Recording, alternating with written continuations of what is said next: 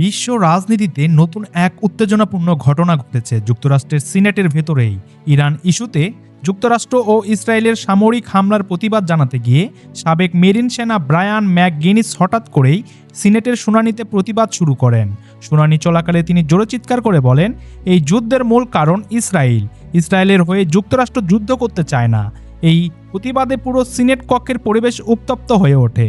Capital পুলিশের সদস্যরা দ্রুত তাকে কক্ষ থেকে সরিয়ে নেওয়ার চেষ্টা করেন, কিন্তু সেই সময় পরিস্থিতি আরও উত্তেজনাপূর্ণ হয়ে যায়। প্রত্যক্ষদর্শীদের মতে ধস্তাধস্তির এক পর্যায়ে দরজার সঙ্গে আটকে যায় ব্রায়ানের হাত, এমনকি তখন হাড় ভাঙার শব্দও শোনা যায় বলে জানা গেছে। ভিডিও ফুটেজে দেখা যায় পুলিশ ও এক রিপাবলিকান সিনেটর তাকে কক্ষের বাইরে টেনে নিয়ে যাওয়ার চেষ্টা করেছেন, আর সেই সময়ে ঘটে এই দুর্ঘটনা। ৪৪ বছর বয়সী এই সাবেক মেরিন সদস্যর বিরুদ্ধে এখন পুলিশ কর্মকর্তার ওপর হামলা, গ্রেপ্তারে বাধা এবং অবৈধ বিক্ষোভের অভিযোগ আনা হয়েছে।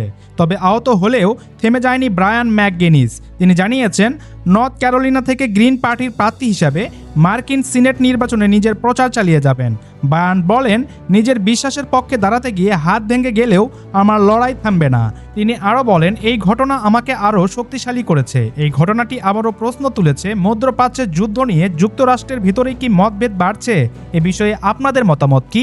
অবশ্যই ভিডিওর নিচে কমেন্ট করে জানাবেন এবং পরবর্তী আপডেট খবরগুলো জানতে অবশ্যই আমাদের চ্যানেলটি সাবস্ক্রাইব করে রাখবেন।